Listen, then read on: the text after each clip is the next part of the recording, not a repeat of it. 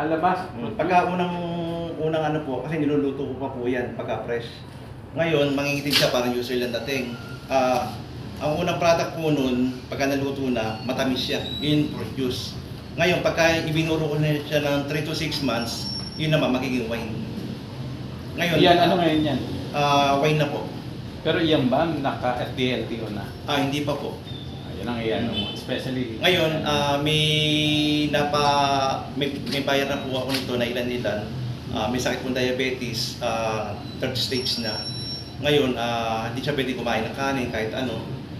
Pati matatamis. After 6 to 7 months, pinayagan na siya ng doktor na makakain ng kanin. Dahil dyan? Bumaba yung blood sugar niya from 13 ang blood sugar.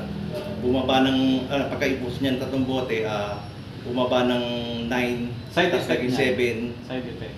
Ano lang po, ang unang inom niyo nito, basta hanggang 3 days, yung dumi niyo, bumibilog na kulay green. Okay. Tapos may dumi ka ng dumi.